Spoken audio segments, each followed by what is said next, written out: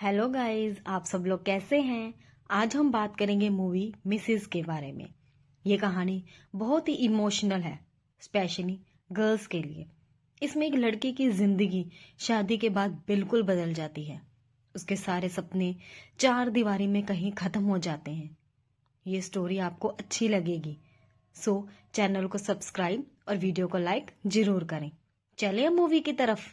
चलो, मूवी में रिचा नाम की एक लड़की है। उसको डांस का बहुत शौक है और वो डांस एकेडमी खोलना चाहती है। बट उसके पेरेंट्स उसकी शादी करना चाहते हैं, जैसे हर पेरेंट्स का होता है कि लड़की की शादी टाइम से हो जाए। उसको एक दिन लड़का देखने आता है। वो एक डॉक्टर है। उसका नाम दिवाकर है। रीचा और दिवाकर एक दूसरे को पसंद कर लेते हैं और दोनों की जल्दी ही शादी हो जाती है। फिर हम देखते हैं कि रीचा दिवाकर के घर आ जाती है। फिर वो देखती है कि घर का सारा काम उसकी माँ करती है। घर में मिक्सी होने के बाद भी दिवाकर की माँ चटनी हमेशा सिलवट्टे पर ही बनाती है और घर में कोई भी मेड भी नहीं होती। सारे घर की जिम्मेदारी उसकी सास पर ही थी। फिर जब घर के सारे फंक्शन खत्म हो जाते हैं, तब उन दोनों की फर्स्ट नाइट होती है। रीचा एक्सपेक्ट करती है कि आज दिवाकर उसके साथ रोमांटिक बातें करेगा, दोनों मिलकर खूब अच्छा टाइम स्पेंड करेंगे। बट दिवाकर ऐसा कुछ नहीं करता। बस वो रूम में आता है और उसके साथ इंटीमेट होने लगता है। नेक्स्ट डे रीचा उठकर रसोई में अपनी सास के काम में मदद करती है। उसने अकेले ही पूरा नाश्ता बनाकर रखा हुआ था। अब ऐसे करते करते दिन निकलते गए। डेली की रूटीन ही बन गई थी कि बस भी किचन में काम में लगे रहे। इवन कि दिवाकर नहाने के बाद कपड़े भी अलमीरा से उसी से निकलवाता था, जो कि रीचा को अच्छा नहीं लगता था कि कोई अपना काम खुद कैसे नहीं कर सकता। रीचा उसके लिए एक नौकर बनकर रह गई थी। बट रीचा इन सब बातों को इग्नोर कर देती। वो फिर से किचन में आकर अपनी सास की मदद करने लग जाती। फिर वो नोटिस करती है कि उसके ससुर और दिवाकर को गरम गरम और तवे से उतरती रोटी चाहिए। और फिर उनके जाने के बाद वो दोनों खाना खाती और काम वाली ना होने के कारण रीचा को घर का सारा काम खुद ही करना पड़ता था। फिर एक दिन दोपहर का खाना बनाते टाइम उसकी सास को उसकी बेटी का कॉल आता है। क्योंकि वो प्रेग्नेंट है तो वो अपनी माँ को अपने पास बुलाना चाहती है। वो कहती है कि भाभी घर संभाल लेगी, आप थोड़े दिनों के लिए मेरे पास आ जाओ। इस पर रीचा भी कह देती है कि आपको जाना चाहिए, मैं अपने आप सब कुछ संभाल लूंगी। और रीचा की सास मान जाती है। अब उसके अगले दिन रीचा के ऊपर सारे काम का बोझ आ जाता है। वो नेक्स्ट डे जल्दी से उठती है और नाश्ते की तैयारी करने लगती है। वो सिलवट्टे में चटनी ना बनाकर मिक्सी में चटनी बना देती है, जिसकी आवाज उसका ससुर सुन लेता है और नाश्ते के टाइम पर चटनी खाने से साफ इनकार कर देता है, क्योंकि उसे सिलवट्टे की चटनी ही पसंद है। जिस करके रीचा को वो सारी चटनी फेंकनी पड़ती है। फिर रीचा अपने एयरपोर्ट लगाकर डांस करने लग जाती है किचन में ही, जो उसके ससुर देख लेते हैं और शक्ल सी बनाकर वहां से चले जाते हैं। फिर रीचा दोपहर के खाने की तैयारी करती है। वो बिरयानी बनाती है, बट वो बिरयानी बनाने में लेट हो जाती है तो करके वो बिरयानी दिवाकर को नहीं भेज पाती है। बट जब वो अपने ससुर को देती है तब उसको पता चलता है कि बिरयानी कुकर में बनी हुई है। तो वो कहता है कि बिरयानी कुकर में नहीं, पतीले में कम आंच पर धीरे धीरे बनाते हैं। और कहते हैं कि ये बिरयानी नहीं, ये तो पुलाव है। वो ये कहकर रीचा की इंसल्ट कर देते हैं। फिर रात को दिवाकर घर आकर रीचा को बहुत बोलता है, क्योंकि उसने उसके लिए खाना नहीं भेजा था और उसे सारा दिन कॉफी पी पी कर निकालना पड़ा। फिर रीचा जल्दी से दिवाकर को गरम गरम रोटी परोस देती है। उसके बाद दिवाकर फिर से उसके साथ इंटीमेट होता है, जो कि रीचा को बिल्कुल पसंद नहीं, क्योंकि रीचा चाहती थी कि वो उसके साथ कुछ प्यार भरी बातें भी करे। फिर नेक्स्ट डे रीचा दिवाकर के लिए फिर से कुछ बनाती है और रीचा को लगता है कि दिवाकर उसकी तारीफ करेगा। बट वो उसमें भी कमी निकाल देता है। वो कहता है कि इसमें तो नमक कम है। ये बात सुनकर ऋचा को बहुत बुरा लगता है। फिर रात को जब दिवाकर घर आता है तो वो कड़ी की फरमाइश रख देता है, जिस पर ऋचा कहती है कि उसने तो बिरयानी बनाई है और वो बहुत सारी बची हुई है, हम वही खा लेते हैं।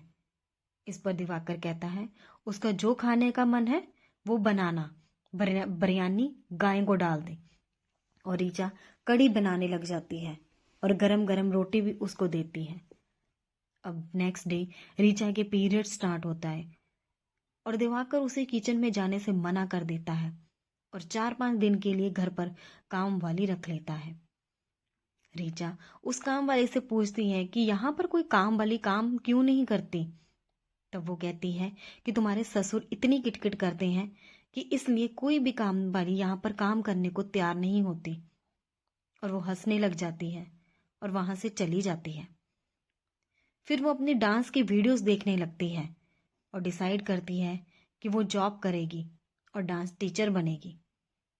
वो सोचती है कि वो अब अपने ससुर से इसकी परमिशन जल्दी ही ले लेगी। उधर वो दोनों काम वाली के हाथ से खाना खा खा कर अक चुके थे और ऋचा के पीरियड्स भी अब खत्म हो गए थे। अब ऋचा फिर से किचन में काम स्टार्ट कर देती है। वो नाश्ते में मीठा भी बनाती है क्योंकि उसने अपने ससुर से जॉब की परमिशन लेनी होती है। वो जब बात करती है तब दिवाकर कहता है कि तुम्हें काम करने की क्या जरूरत है, वैसे भी तुम प्रेग्नेंट होने वाली हो, इस करके इन सब का कोई फायदा नहीं है। उसका ससुर भी दिवाकर की बात से सहमत होता है।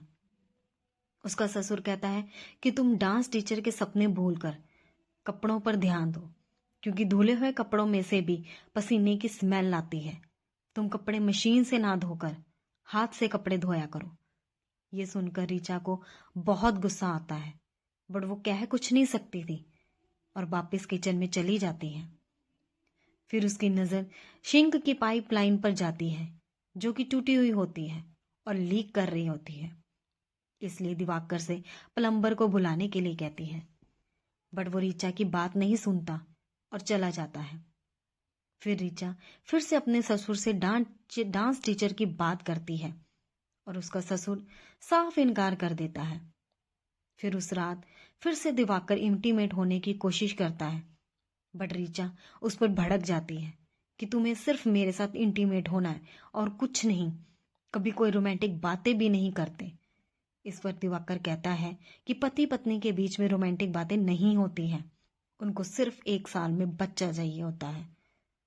और कहता है कि तुम तो ऐसे कह रही हो जैसे कि तुम पहले भी ये सब कर चुकी हो। जिस पर ऋचा दिवाकर से माफी मांगने लगती है और दिवाकर कहता है कि मुझे तुम्हारे पास आना भी पसंद नहीं है क्योंकि तुम्हारे शरीर से किचन की स्मेल आती है। जिसे सुनकर ऋचा बिल्कुल टूट जाती है।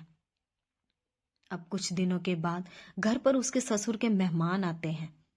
वो चाय बनाकर लाती है और वो लोग चाय पीने को मना कर देते हैं। कहते हैं चाय बिल्कुल भी अच्छी नहीं बनी है और उनका चिकन खाने का मन है और ऋचा को जबरदस्ती चिकन बनाना पड़ता है। ऋचा अब इन सब से तंग आ चुकी थी और वो दिवाकर को पाइपलाइन ठीक करवाने को भी बहुत बार कह चुकी थी, बट दिवाकर सुनता ही नहीं था। फिर नेक्स्ट डे करवा चौथ होता है। दिवाकर की बुआ जी आते हैं घर पर। वो उनको खाना बनाकर खिलाती है। वो देखती हैं कि बुआ जी की तबीयत ठीक नहीं है तो वो उनको दवाई देती है, बट इस पर उल्टा बुआ जी ऋचा को ही गुस्सा होने लगते हैं कि आजकल की लड़कियां एक व्रत नहीं रख सकती, जिस करके ऋचा उनसे बात करना कम कर देती है।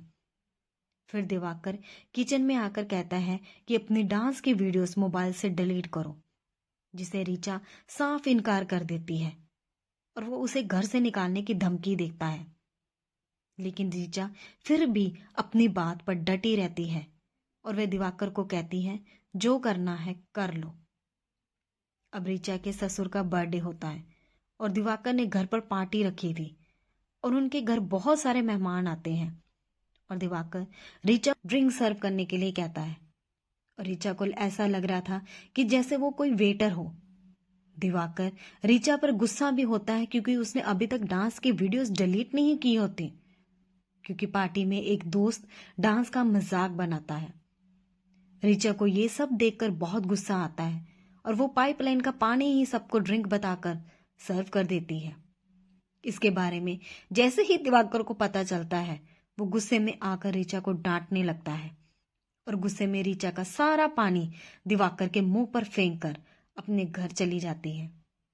वो घर आकर अपनी माँ को सारी बात बताती है, बट उसकी माँ उसको ही गलत कहती है और वो दिवाकर से माफी मांगने के लिए कहती है। इसी बीच ऋचा का भाई भी आ जाता है। उसकी माँ ऋचा को कहती है उसके लिए पानी लाए। इस पर ऋचा को गुस्सा आ जाता है और कहती है कि क्या लड़के पानी भी खुद नहीं ले सकते? लड़कियों को इतना दबा कर रखते हैं कि सब काम वो करे। लड़की परिवार के लिए एक मेड है, शादी से पहले अपने घर पर और शादी के बाद उनके घर पर। ये सब सुनकर उसके माता पिता बिल्कुल शांत बैठ जाते हैं। इसके बाद स्टोरी 6 महीने आगे जाती है। दिवाकर ने दूसरी शादी कर ली थी और उसकी दूसरी बीवी के साथ भी वो यही सलूक कर रहा था जो उसने ऋचा के साथ किया था। और दूसरी तरफ ऋचा ने अपना सपना पूरा कर लिया। अब वो एक डांस टीचर है और यहीं पर मूवी खत्म हो जाती है। आज भी कई लड़कियों के साथ ऐसा ही होता है। उसके सपने टूट जाते हैं और वो कुछ नहीं कर पाती। घर पर उनकी कोई वैल्यू नहीं होती। खैर, पता नहीं ये सब कब ठीक होगा। एनीवेज, आप सब लोगों को मूवी कैसी लगी कमेंट करके ज़रूर बताना और चैनल को सब्सक्राइब और वीडियो को लाइक ज़रूर करना। Thank you.